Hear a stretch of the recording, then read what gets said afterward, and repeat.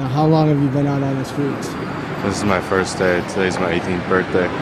Today's your 18th birthday, and you're out here homeless. Yes. Oh my gosh. I don't know what to say. Do you have any idea where you're headed? Just trying to get back, or goals? I'm trying to get back to California. That's my main goal right now. I mean, once I get there, I hope to finish high school. Hi, Shira Lazar for CBSNews.com.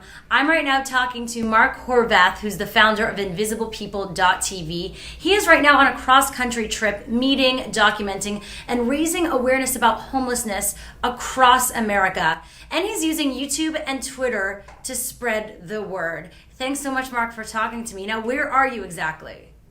I'm in Wilmington, Ohio, which it was CBS News, actually, that did a couple of stories that put Wilmington, Ohio in my heart, because 75% of the town, basically a town of 12,000 people, 9,000 of them, 9,500, were laid off when DHL closed the plant. All right, so let's go back to how Invisible People got started and what it's all about. Pretty much lost everything except the laptop I'm talking to you on now, a little camera, my iPhone, box of photos, some furniture, and I just had it in me, being a nonprofit TV producer for many years, that the homeless story was never told. It was always spun for fundraising, and I know this. One thing that I do is I go in, obviously, InvisiblePeople.tv is about telling the story, or allowing homeless people to tell their own story, the story that you necessarily wouldn't see. For instance, Jean, she is in a weekly rate hotel in Missouri. She's raising her 5 kids.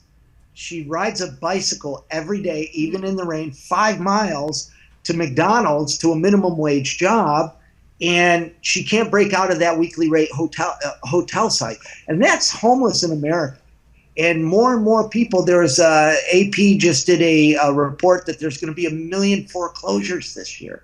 So by you seeing, Jean, who's usually invisible, and then breaking those stereotypes, I mean, she's riding a bike. Would you ride 5 miles a day on a bike? Most people wouldn't. And then for a minimum wage job, no. So you see what they're going through, and you allow them to tell their own stories, and people identify, and it affects real change. And you've been going to how many cities throughout this whole time? I don't know what city I am on. I'm so tired. But what I do know, and this is what drives me, is that, last year I spoke at the University of Arkansas, and housing programs were started. And this year I met people that were homeless who are now living inside because I did this. What do you hope people will get from what you're doing, and what's your ultimate goal? I'm after perceptions. So, it's interesting, and I was totally honored. We made history this last Sunday. YouTube allowed InvisiblePeople.tv to curate their homepage. And, low estimate, over 1 million people were touched by these stories. Yeah. And there's people that are already homeless friendly, homeless services friendly. They already have a heart of compassion. And then there's people that are they're hard, they're ignorant. I think they put up the wall so they don't have to get involved. But there's some that, are just holding on to bad stereotypes. They're holding on to bad paradigms. So what I do, and what Invisible People does, and what you guys all do, is really a conversation about change. So when these videos are viewed, people get to see really what homelessness is all about. Right. Well, those stories and many others are, of course, at InvisiblePeople.tv and on your YouTube channel. So I encourage everyone to check those out.